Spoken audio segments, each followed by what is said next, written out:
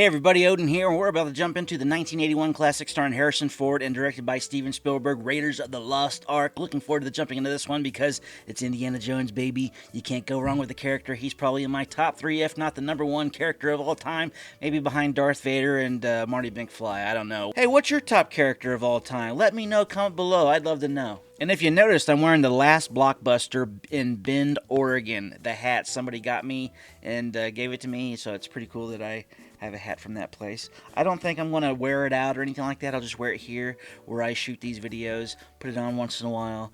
I miss Blockbuster. Don't you? But we're watching the X-ray version on Amazon Prime that gives you a little tidbit of information, behind the scenes stuff that I love getting into. And I haven't really watched it with that feature on this, so I figured why not? Let's sit down and watch this because we got Indiana Jones 5 and the Dial of Destiny coming out pretty soon. And I wanted to revisit the magic that I fell in love with so many years ago. The first time I watched this movie was probably back at Gold Nugget Video in Dahlonega, Georgia in the mid-80s, behind the counter at my dad's video store, and it was the first video store in Dahlonega, Georgia ever, so that was pretty cool too, having a little bit of the history, being involved with your family of a certain town. But it's a beautiful town. More than likely you've probably seen it if you watched the Hallmark Christmas movie, because they use that square all the time for Christmas stuff, and if you're walking through it like in July or August, they usually have Christmas decorations up just to film a scene or two. Highly recommend visiting it if you haven't been. So let's get rolling into Raiders of the Lost Ark and maybe learn a thing or two about some of the behind-the-scenes magic that brought this film to life. I do like how they match cut every indie picture. Raiders of the Lost Ark. I like how they don't show the hero's face. Got Alfred Molina, his first movie. John Williams. Lawrence Kasdan. He writes some good stuff. I mean, he wrote Empire Strikes Back, Body Heat, Star Wars, Return of the Jedi, Silverado, which is also a great movie that we need to check out at some time with Chad on the channel. And he did the best Star Wars movie in 7, 8, and 9, which is The Force Awakens. The rest of them, I thought The Last Jedi was pretty good, but it just diverted away from what we knew as Star Wars in a lot of respects. But it was an interesting gamble, I guess. They wanted to try something new, but it's like, don't mess with the formula that already worked. Yes. Enter our hero, Harrison Ford. Love that fedora. I have a fedora. Bought it back in 20 years ago. At the time called MGM Studios, now called Hollywood Studios at Disney World. They have the Indiana Jones stunt show. Good times. Indy's whip is 10 feet long, although some shorter versions were used depending on the shot required. I really paid attention. This is where Forrestal cashed in. A friend of yours? A competitor. Nobody's come out of there alive. I love shots like this. The mystery. And then you got John Williams, just very subtle score in the background. Oh, foreshadowing, there's something massive above their heads.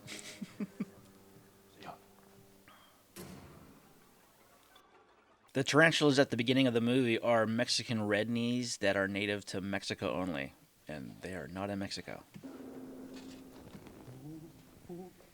Yum. I think they eat those in the next film. Stay out of the light.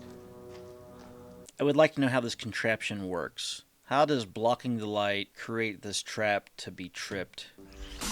I mean, it's very primitive, so I just don't get the method behind it. I'm very technical.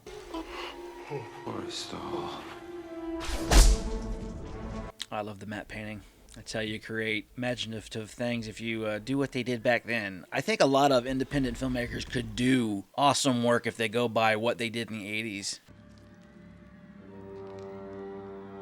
Hurry. There's nothing to see here. The sacred idol of the Havotos, of which Dr. Jones takes possession at the beginning of the film, is apparently a fertility goddess. It is a molten image of a woman squatting down and giving birth. Yeah, I never knew that. Stay here. If you insist, senor. I insist. I love the way they build tension in the scene. In this, it's just a simple wide shot, but it's just the music. It's the music more than anything.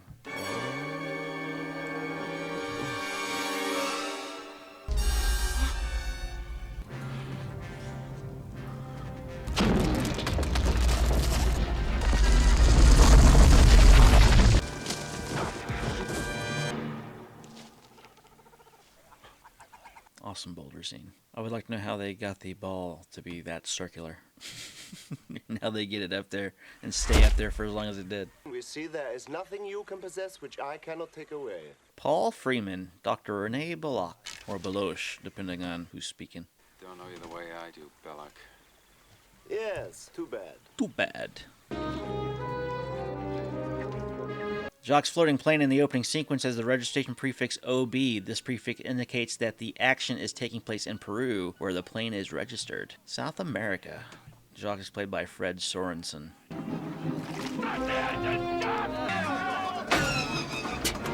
That noise, it's a Star Wars noise. Definitely a George Lucas film noise. Got the hero anthem. Hell yeah. I hate snakes, Jacques! I hate them! Come on, show a little backbone, will ya? That's his only role, Fred Sorensen. He was also the pilot that flew off the crew in 1993 when the hurricane hit Hawaii during the production of Jurassic Park. Wasn't his last time working with Steven Spielberg. Here's Denholm. Regardless from which angle this globe is viewed, you always see Africa in the shot, so the globe is turning during the scene. Was undisturbed, and the undisturbed chamber and the grave goods that were found in another... It's a nice touch. reason to date this find as we... Kept his composure. What a guy. And I will be in my office on Thursday, but not Wednesday. When I was a kid, I always wanted to get into archaeology because of Indiana Jones, but then I started watching documentaries on archaeology, and it turns out it's not as exciting. It's a lot of digging. I mean, I like the workout, but after a while, not saying I want somebody shooting at me, but I don't know. It sounds a lot more fun to solve puzzles inside of a room, even though there's booby traps and stuff involved. It's almost like an escape room. Just walking in with, like, body armor. Professor of archaeology, expert on the occult. This is one factual error. In 1936, Egypt was not under British rule, but there was a British military presence, primarily to guard the Suez Canal. It would have been impossible for German troops to operate there without the express permission of the Egyptian government, or indeed the British government, to force Egyptians to work on the excavation site. For the same reason, there was no need for the U.S. government to send Indy to stop the Nazis searching for the Ark. Simply asking their cousins to end the excavation would have done the trick. There's Porkins, a.k.a. William Hootkins, which we've seen before in Star Wars A New Hope and Batman, which are also on my channel that we've watched earlier. The last 2 years, the Nazis have had teams of archaeologists running around the world looking for all kinds of religious artifacts. He's obsessed with the occult. That he was. It's true. That's why they do a lot of movies based on this when it comes to archaeology. Plus, how can you get more villainous than the Nazis? Tanis Development Proceeding. Staff of Ra, Abner, They Ravenwood, found it. US. Nazis They did. discovered Tanis. What's that? Well, the city of Tanis is one of the possible resting places of the Lost Ark. What do you mean, Ten Commandments? You're talking about the 10 Commandments? 15. Hebrews took the broken pieces and put them in the Ark. When they settled in Canaan, they put the Ark in a place called the Temple of Solomon, until all of a sudden, whoosh, is gone. Where? We don't know where. An Egyptian pharaoh Shishak. yes, invaded the city of Jerusalem around about 980. Rubbish. Ravenwood's no Nazi. Well, what did the Nazis want him for then? The headpiece to the staff of Ra, and they think Abner's got it. In the shape of the sun, with a crystal in the center. Take the staff I to a special see. room in Tanis, a map room. See, this is what I thought archaeology was all about. 3 different stuntmen were used to double for Harrison Ford. Vic Armstrong when riding the horse, Martin Grace at the falling statue, and Terry Leonard when pulled behind the truck. There's a picture of it right here. I love the music for the Ark of the Covenant. Now, what's that supposed to be coming out of there? Fire. Power of God or something. Guy can't even read the illustration. An army which carries the ark before it is invincible. True, unless they know how to counter the effects of the Ark. I just like the subtlety of Spielberg's direction in this movie. Doesn't move the camera all that much. It's mostly blocking and just panning. They want you to go for it. Oh, Marcus! Oh. See, we're still in the first shot. All they did was pan. That thing represents everything we got into archaeology for in the first place. When Brody first goes to Indy's house to discuss the mission, Jones is dressed in the way he is because he is entertaining a young woman in his bedroom. The script originally planned to show her before moving to the next scene to give Indy a more worldly persona, like James Bond. However, her appearance was cut as Steven Spielberg thought that being a playboy did not fit Indy's character. This also helps explain why several of the co-eds fawn over Jones, who why one girl wrote "Love You" on her eyelids. That's a cool thing. I didn't know that. No one knows its secrets. It's like nothing you've ever gone after before. Oh, Marcus! Tom, I don't believe in magic, a lot of superstitious hocus pocus. Since you're talking about the boogeyman. Yeah, you better start believing in ghost stories. Look at the matte painting in the background. I never really noticed it, I guess because I'm watching on such a big TV now. Dennis Muren is the Nazi spy on the airplane. He's a guy that basically was going to quit acting, and then he was given a chance to be one of the head villains in an Indiana Jones movie, the first. So you can't beat that. There he is. I like that on the Time magazine it had Hitler, with sinister music that was playing in the background.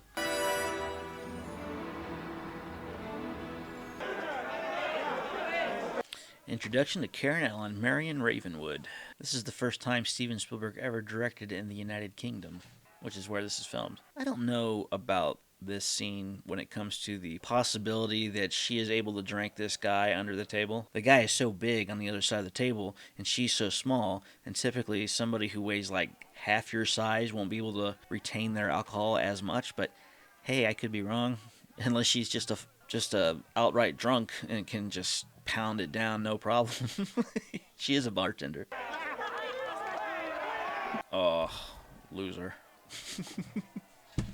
Don't drink, kids. It's bad for you. But I hear one glass of wine is pretty good for you. Like red wine. Good for the blood.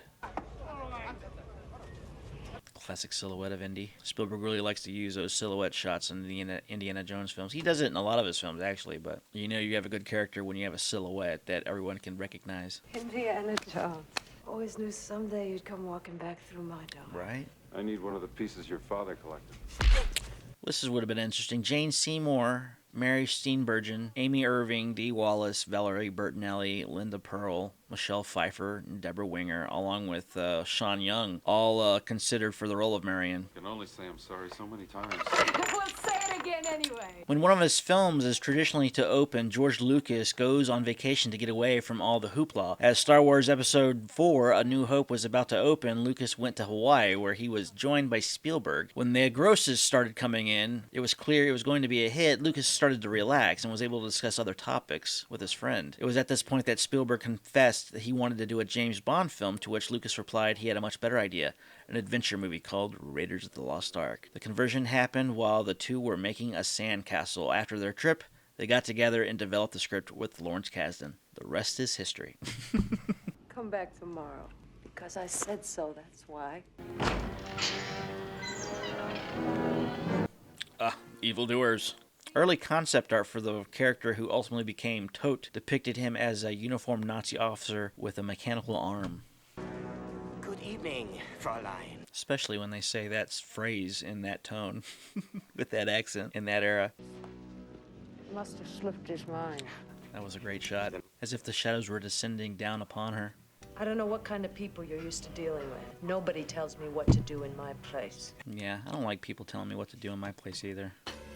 Take your lousy hands off! The name of the sadistic Nazi interrogator is never mentioned in the film, but it is pronounced Todd, but it's spelled T-O-H-T, which means death in German. Saying Todd really doesn't strike fear, I guess. Tell you everything. Yes. Really makes me think differently about my friend Todd. Let her go. A revealing mistake. When Todd is menacing Marion with a hot poker from the fire, one of the Sherpa henchmen is clearly wearing prosthetic makeup around his eyes, presumably to make the Western actor's rounded eyes look more Asian in appearance. Kind of weird why they just couldn't get an Asian actor at the time. That's just how it was back then.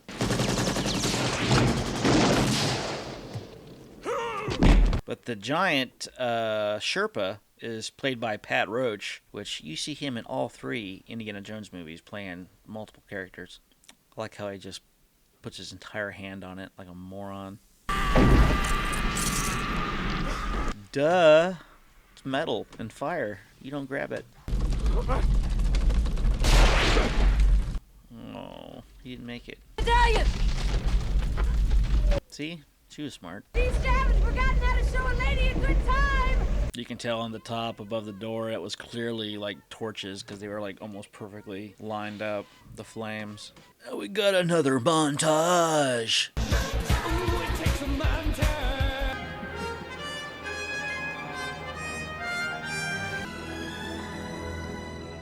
Now we meet Salah, played by John Reyes Davies. This was filmed in Tunisia.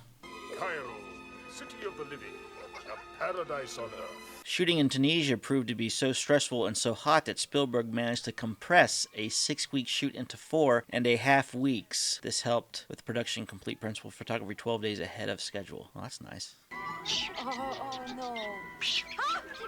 Frank Welker, the prolific voice actor, provides the monkey's sounds. He also did the voice of Megatron and Abu from Aladdin. They hire only strongbacks and they pay pennies for them. It is as if the pharaohs had returned. That's not good. They have not one brain among them, except one. He's very clever. He's a French archaeologist. Uh-oh. French. What's his name? We know who it is. We call him Baloche. Belloc. Belloc. I like how he says it twice. Perhaps a man I know can help us. Oh, that's nice. He knows somebody. Always nice to know somebody. Where are you going? She'll be all right. Have a date. A what? I actually had a date for the first time a couple years ago. I love them now. I'm like, why have I not been eating this more? But they're like filled with sugar, I guess. According to the Graham Hancock's book, The Sign and the Seal, the Lost Ark of the Covenant resides in the city of Aksum, Ethiopia, at the St. Mary of Zion Church. But I think they heavily guard that church and they don't let anybody in it. Would be nice to snap off a picture or two. The stunts are great in this. Just well choreographed. I bet that guy was an actual local there that they probably hired on to play this part.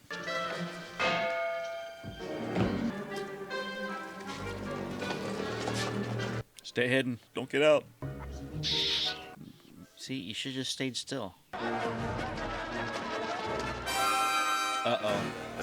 I do know this famous scene where Indy shoots this marauding and flamboyant swordsman, as they like to say. He had food poisoning, so they had this massive fight all planned out, and he's like, let's just take out the gun and shoot the guy. And it works. I like how they pulled the gag again later on in the series. Where'd she go?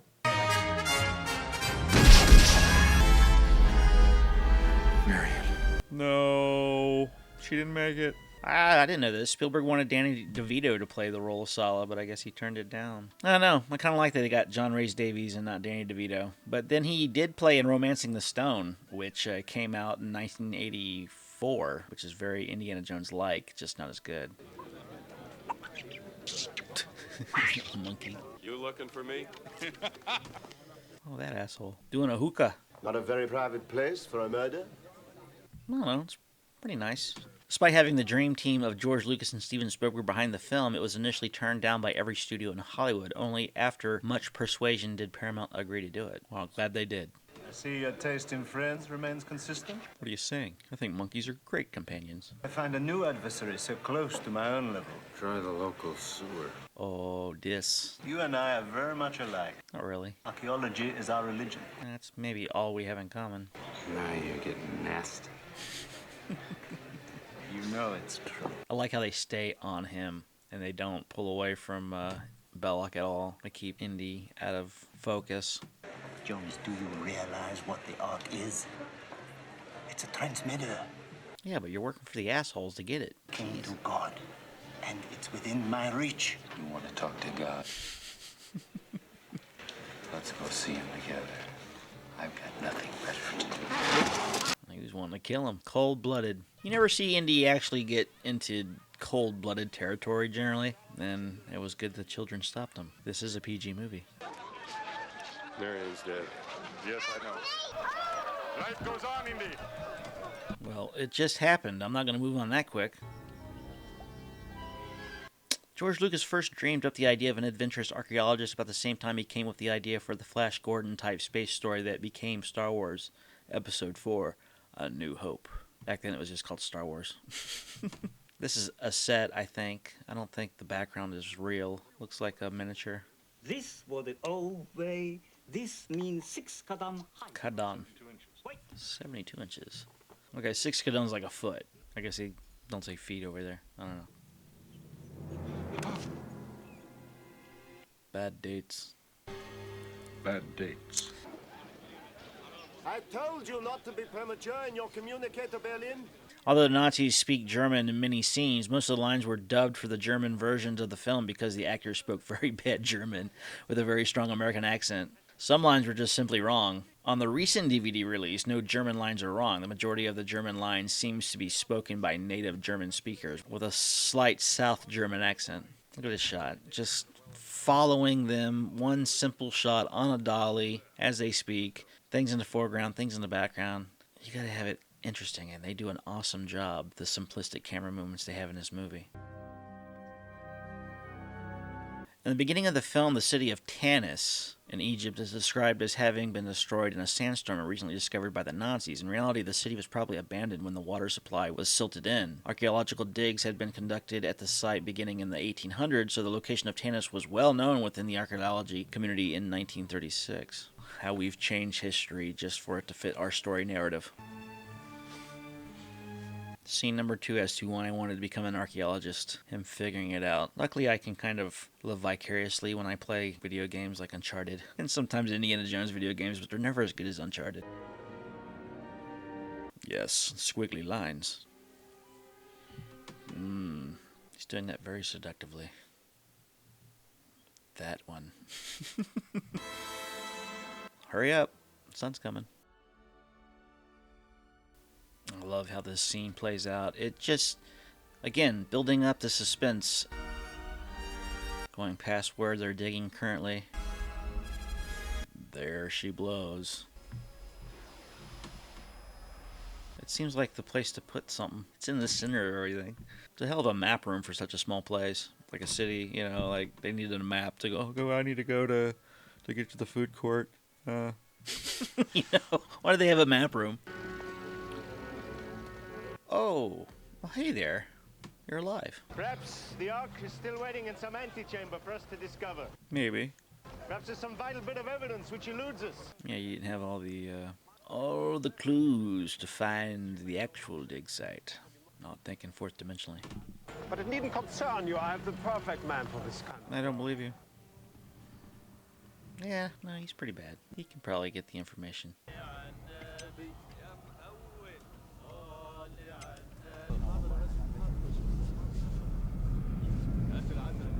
This is the spot.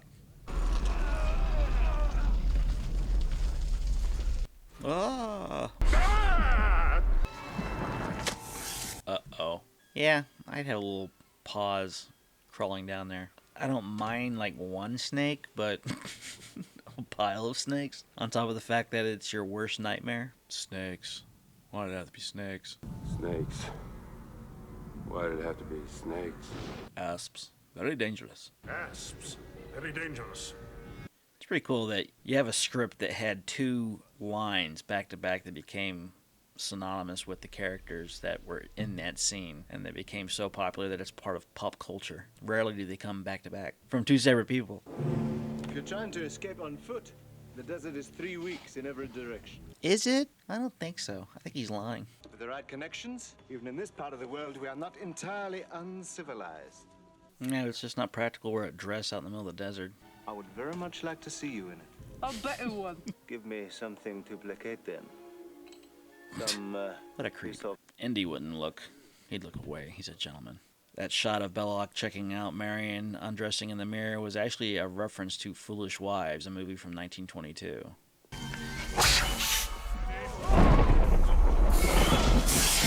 To achieve the sound of thousands of snakes slithering, Ben Burt stuck his fingers into a cheese casserole. This was augmented by applying wet sponges to the grip tape on a skateboard. It's interesting. Really thinking outside the box on that one.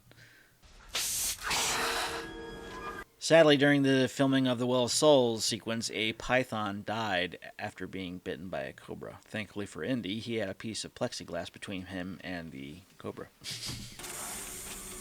Light it up! Woo. Hot! Go, go, go, go, go, go. Go, go, go, go, go, go. Cheers. Oh, shot it like a pro. He did not. Let's do it again. Awesome set. The only thing that is about this scene, I have a hard time believing these two guys can lift up that slab. Take a lot more bodies to lift up that slab. There's R2-D2 in the background, and C-3PO you can see right there. They make a little cameo. They actually show up later on in the same scene. Oh, right there for a brief second. There they are. I think it's the best straight-on view you see of them. It's my family label. It's not that funny. Character error. While Belloc and Marion are drinking in the tent, Belloc says that his alcohol is his family label. In the previous shot, the writing on the label is Arabic. Pretty sure his family's not Arabic. We're going now, Renee. Go ahead. Perhaps we'll meet someday under better circumstances. Yeah. When Todd's not behind you, maybe. We meet again, Fräulein. Oh, get behind the guy you just threatened. That'll work. I like how they make this seem like some kind of contraption that's going to hurt, but turns out it's just a hanger. What shall we talk about? Talk about birthday cakes, or maybe what you like doing during the summer. Pull that thing up. I guess it's pretty heavy. They're both struggling. There's Indy's silhouette again. Silhouette number 2. Crate it up. See, what they should have done is they should have waited until people were working, where it wasn't so obvious that they were up on the hill. Your methods of archaeology are too primitive for me. But they didn't, and now that's why they were cut. Cannon, we come in. No, again. Hello. Oh, it's you. What a jerk. That would have hurt most people. You can see the reflection in the window a little bit. That was separating her and the snake. The girl was mine. She's of no use to us. Only our mission for the Führer matters. Guys are all working no play. You bastards! I'll get you for this! Indiana Jones? We'll meet again. See, look how many guys it's taken to move that slab. That's a lot thinner than the one they were moving down the Well of the Souls. Indy! Oh, Jesus! There's no way there'd be this much light in this room with these two torches. Everything would be like in pitch black darkness around them. Just get ready to run, whatever happens to me. What do you mean by that? Meaning I'm about to do something crazy. Yeah, that's not a rattlesnake, even though it sounds like a rattlesnake. Here we go! Get ready! You know, Indy wouldn't have the capability of doing this with his legs. He's a little guy, and this is one big thing of stone, even though it's not really stone. Hooray, Indy! She has a good scream.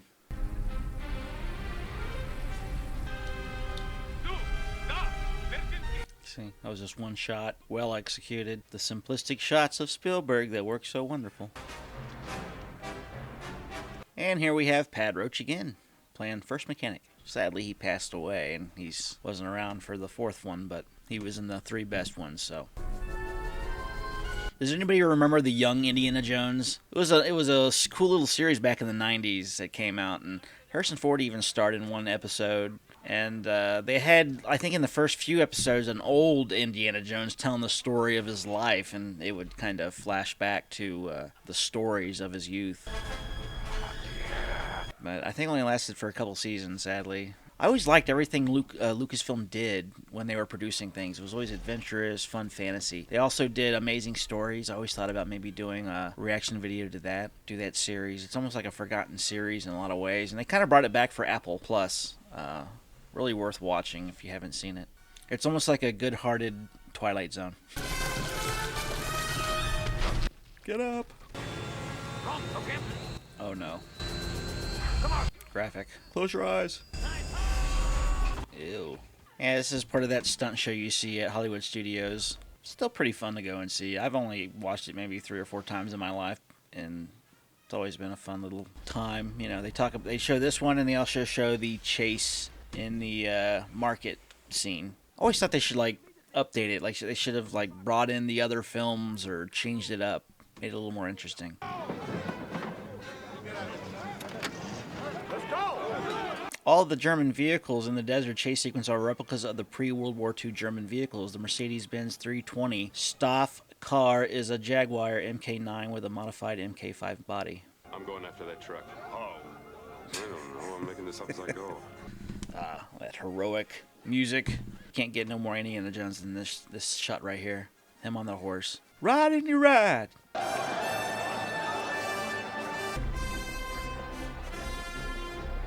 I always like this little musical cue right here, right before he's about to go down the hill. This right here. I don't know why. I just like how it goes right into a different musical number. Wilhelm! Oh, I always like this random shot of this one guy that lands on the hood. Right here. Oh! It almost sounded like a lion roar when they did that. I guess George Lucas and Steven Spielberg argued over who Indiana Jones' companion should be.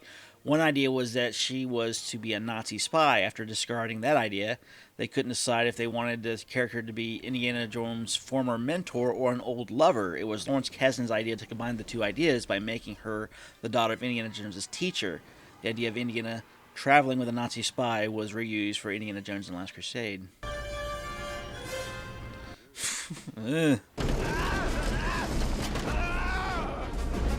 Yeah, when the soldiers were falling out of the truck, there was a little bit of a violation of physics there. Usually they're rolling forwards when you fall out of a vehicle. You're not rolling backwards. When India slid underneath the truck, the trench was made to prevent the stunt actor from striking the vehicle, can be seen. Terry Leonard, the stuntman who appears as the German truck driver, also performed numerous stunts as Indiana, including jumping from the horse to the truck and sliding under the truck. That's cool they got him in there. But there he goes. Whoops. Ah, now I can feel my pain. I like how at the beginning of this scene they said, I don't know, I'm making it up as I go. And then somehow that seemed planned at the end where they had the truck hidden. I don't know if he was being honest. Production designer Norman Reynolds had found a rusty-looking ship that was perfect for the Bantu wind. However, when the time came for the sequence to be filmed, he was horrified to discover that the ship had been repainted and now looked pristine. It had to be swiftly painted to achieve its distressed look. That sucks. Would have saved him a whole lot of money if they didn't paint it. Look after each other. You're my good friend. That is for fire, that is for your children, and this is for you. Oh, on the lips. You're welcome. References to the HMS Pinafore, 1973. Sala sings Pinafore songs. I believe they also sing it in Star Trek Insurrection between Data and Picard.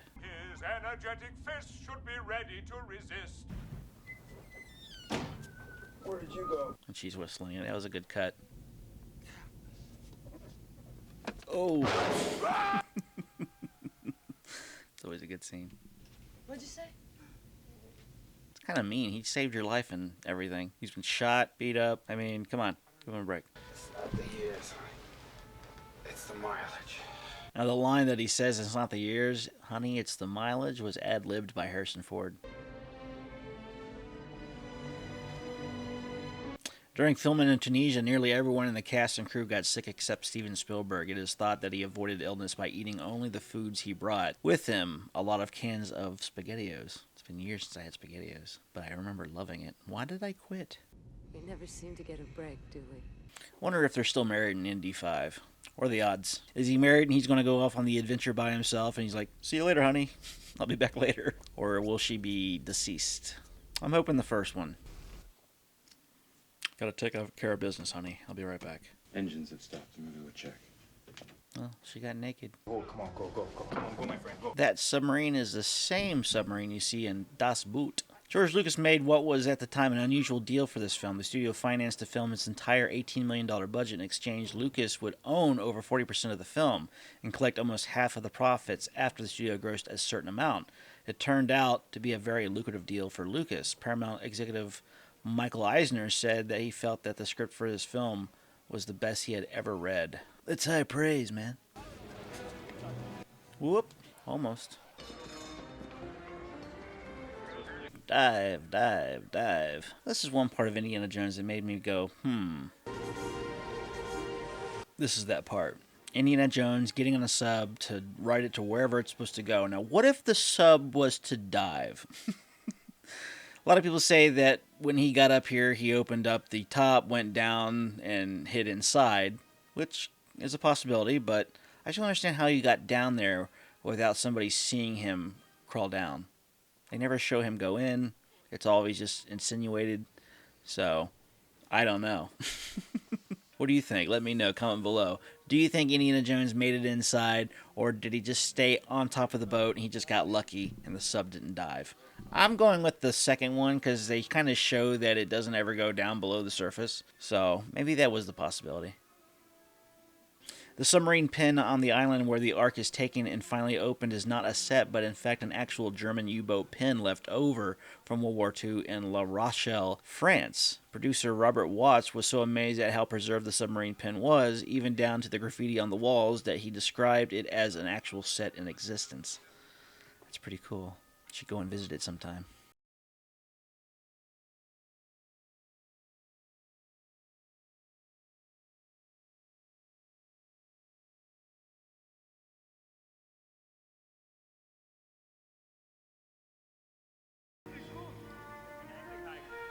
Oop, doesn't fit.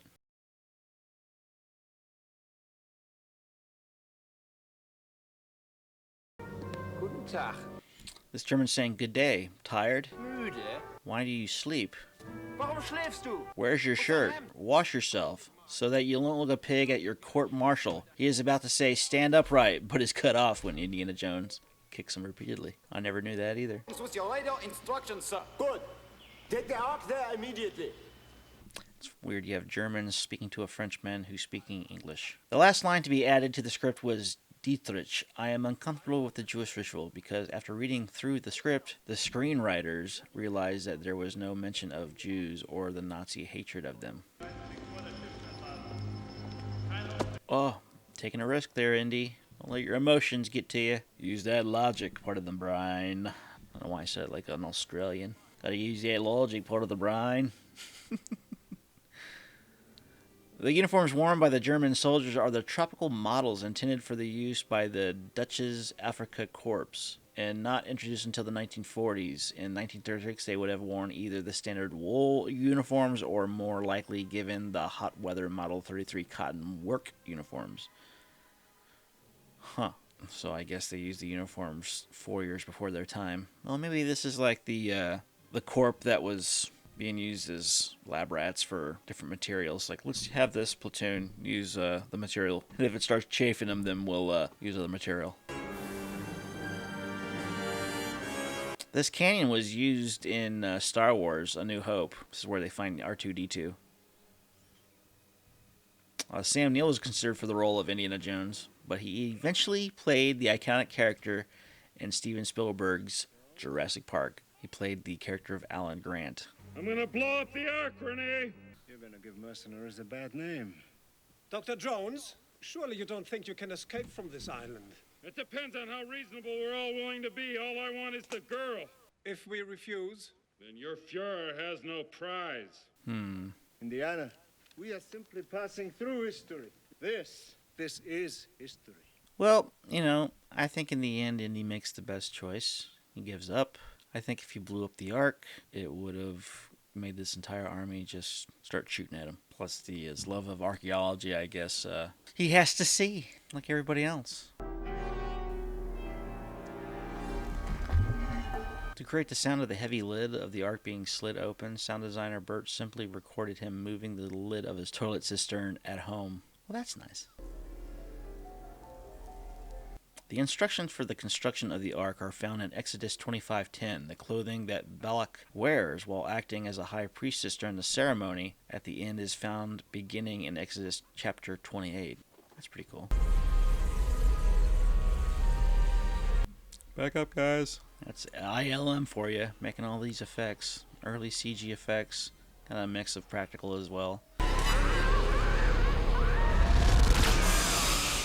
Yeah, spirit effects at the climax were achieved by shooting mannequins underwater in slow motion through a fuzzy lens to achieve the ethereal quality.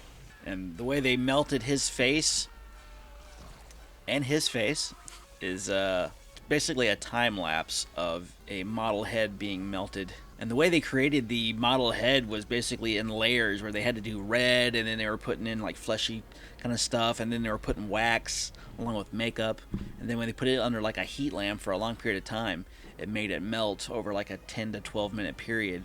But then when you speed that footage up, it looks like it's melted. Floof. Guys are alive.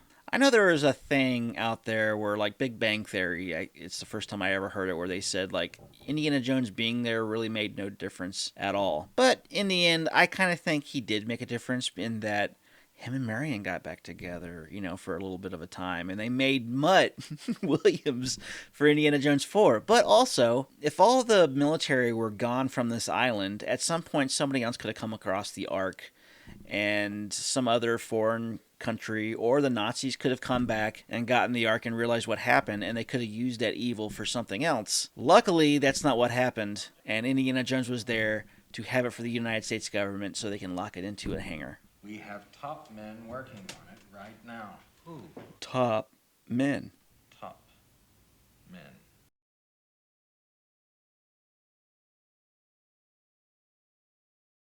You don't look very happy. Fools. Bureaucratic fools. What'd they say?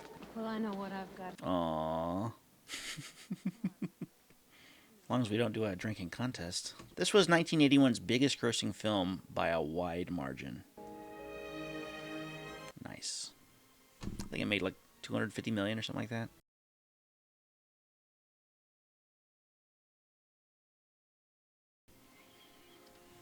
And they're locking it up for good. The crate in which the Ark is placed at the end of the movie has the number 9906-753. Cool. According to the novelization, the writing on the headpiece of the staff of Ra, including a specific warning not to look into the Ark. This is why Indiana Jones, Marion survive. Conflagration at the end simply by closing the eyes. It may be an allusion to 1 Samuel 6:19, where God smote the men of Behesh from the look of the Ark. Gotta love that matte paint in the background there. Well, that was Indiana Jones. Love this movie. One of my favorite films of all time. Let me know, comment below. Where does Indiana Jones, Raiders of the Lost Ark, rank among your films? I'd love to know. Anyways, I'll be going through and watching the rest of the Indiana Jones movies all the way up until Indiana Jones 5. Looking forward to the adventure. Looking forward to Indiana Jones 5 and the Dial of Destiny. Can't wait to see Harrison Ford one last time in the role, cracking that whip. But until then, we're going to be rocking and rolling. See you in Temple of Doom, Last Crusade, and that other one that we kind of go, Crystal Skull. So, hey, join me for the adventure. Subscribe. Don't forget to like and share this video if you enjoy the content. And stay tuned, because we're going to be doing a whole lot more things with this channel. We're actually making a film now, so it's going to be interesting looking at the pre-production of that and going into the filming part and the background and the behind the scenes of the movie that we're making as well. So stay tuned for that. Like and share and subscribe to get all the information on that. Until next time, see you later.